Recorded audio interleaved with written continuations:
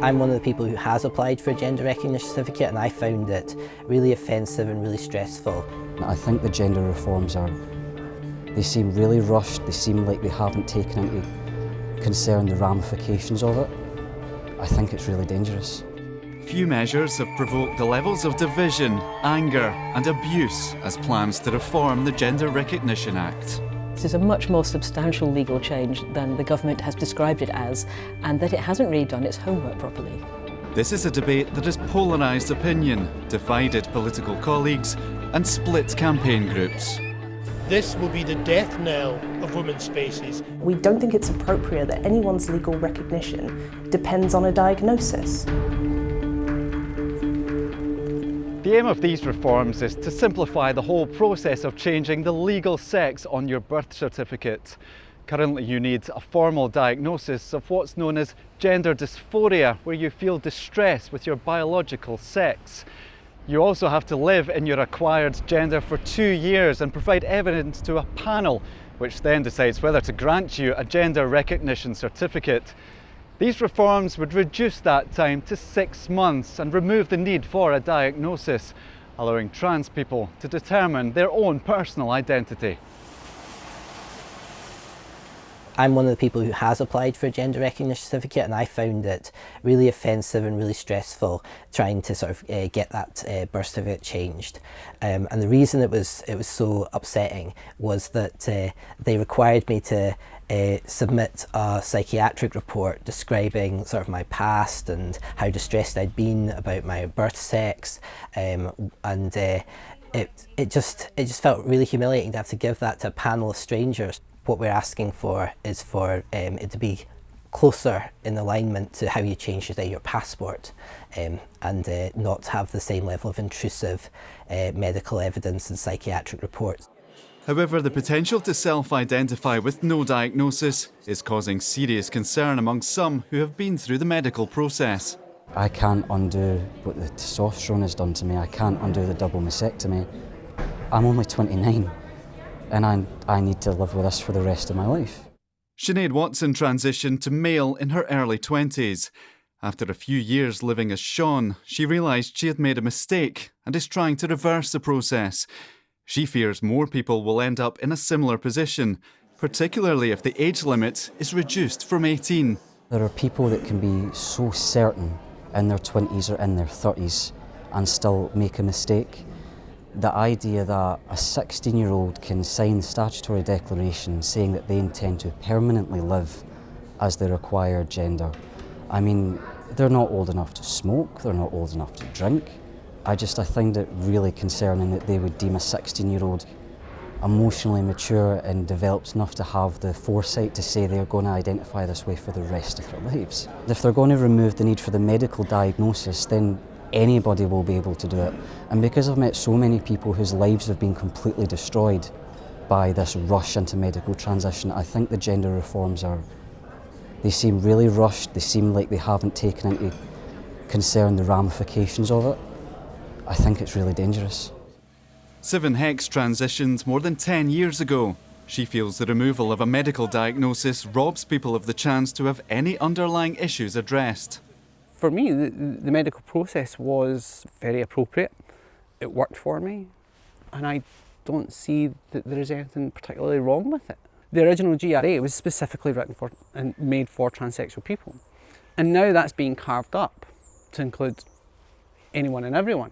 Self-ID isn't even law yet, and yet many of its principles are currently in practice. As transsexuals, with this transgender umbrella over us, we can't escape the criticism. We take that flak too, and our reputation has been damaged and is being damaged by self-ID. However, campaigners welcome the idea being trans would no longer be considered a condition that needs medical treatment. Lots of trans people do experience gender dysphoria, but we don't think it's appropriate that anyone's legal recognition depends on a diagnosis. That's just not appropriate. There are many trans young people in Scotland who decide earlier in their childhood to transition socially. We know that those young people will then go on to turn 16, 17, and they're making enormous changes in their lives, meeting new people. They're already at a stage where they have legal rights, where they can vote, they can work. It feels fitting that actually they are then able to be recognised as who they are as they go on to that new stage in their life, and it feels very fitting with the rest of the rights that they already have. The proposals have caused division within the LGBT community. And there were all these women trying to kind of look for the lesbian kind of... Last month, the LGBT Alliance launched in Glasgow.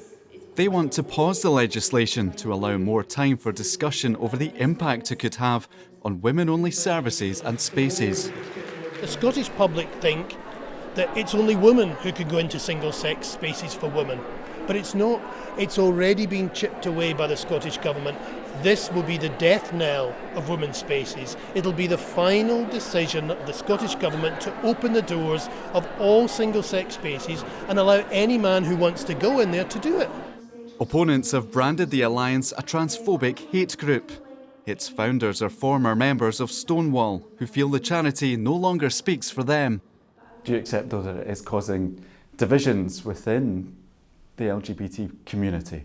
Stonewall's absolutely committed to this, absolutely committed to trans equality, and we know that the majority of the LGBT community stands with us. Those battles are not going to be won for progressive values if we see the equality movement fragmented. And we know that there are forces, particularly on the religious right, who see this issue of trans people's rights as a wedge to fragment and split an equality movement which is too strong for them to oppose when we are united. For Women Scotland is among the organisations who spoke at the launch of the LGBT Alliance. It was formed 2.5 years ago on the back of opposition to the proposals. We will lose women, well, single-sex spaces, and that's male and female as well. Changing areas, toilets, changing rooms, women-only organisation, Girl Guides, up to the point of being in prison. We don't know how this is going to work. The bill doesn't truly address what will happen. People who raise concerns are often labelled transphobic. Are you transphobic for raising these concerns? No. No.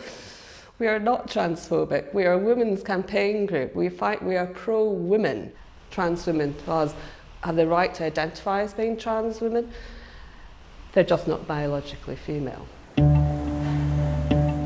This has also become a highly sensitive political issue. These proposals have caused divisions within the parties, including the SNP, which is pushing forward these reforms. Around 50 of its members set up the Women's Pledge last year to uphold women's rights. It has the support of senior members who are urging the First Minister not to rush ahead. It's a really profound change because you're expanding the group of people who can change their sex from a small group of people who have this gender dysphoria, which is diagnosed, to a much, much larger group of people who have no medical diagnosis and who could be changing their sex for all sorts of reasons. It's an ideological move, actually. It's not an administrative move. We're just saying that this change in the law, which says that sex is a feeling in your head, is unscientific, wrong and dangerous. How bad have things got for you? I've had a lot of abuse online, including from members of my own party, which is upsetting. And I think that we've always, in my party, there's been mutual respect. You have disagreements, you don't air them in public. I've never personally attacked anyone, but I've had a number of personal attacks, and it's deeply upsetting. However, I would say that this is a situation that's affecting other parties as well. Yes, I can see, there's distinctly certain people within the SNP who are opposed to reforms, and that's their right. I've now started going round local branches. People have an openness to actually try and understand what the issues are. I've obviously had support from within the party as well, so I don't think it's as big an issue within the party as it's painted out to be. With high levels of anger and division, abuse has been a prominent feature in this debate. Even just saying something as simple online as I'm a detransitioner, I've had so many horrible things said to me. And talking about the suicidal thoughts that I'd had in the past, I've had people tell me that I should just go through with it because I'm transphobic and I'm bigoted. And I'll say, well, why do you think that? And they say, because you don't support trans people. I do. I absolutely do, and I think they should have access to transition, they should have access to trans healthcare. I just think that we need more caution, and the idea that that makes me bigoted or makes anyone else bigoted is just, it's horrible, and it's not true. If the reforms become law, Scotland would follow countries like Argentina, Malta, Canada and Ireland, which have adopted self-identity systems. Changes in England and Wales are being considered. I think our main concern is that this is a much more substantial legal change than the government has described it as, and that it hasn't really done its homework properly. I don't think I'm here to say that the Gender Recognition Act in its current form is perfect and cannot be reformed and there is no scope. I wouldn't take that view for a minute. We're clearly hearing from people who've been through the current process who find it difficult, and you should always listen to people who are on the receiving end of a public process who make those points. But they've jumped to a particular conclusion and now they're trying to justify it in reverse, and that really is showing in the whole way this is running. This consultation has removed recommendations included in the original proposals. Do these reforms go far enough? The reforms don't go anywhere near as far as trans people were asking. So it's still going to be necessary to have ended up living for at least 6 months in your gender identity before you can change your birth certificate. It's still going to be necessary to be over 16, and there are some young people who have changed their documents with their parental consent at under 16, but that whole question of whether or not it should be allowed for under 16 is being abandoned by the government. Consensus seems a long way off. The issues raised here are deeply personal. The outcome of the bill could have far-reaching consequences for all those involved.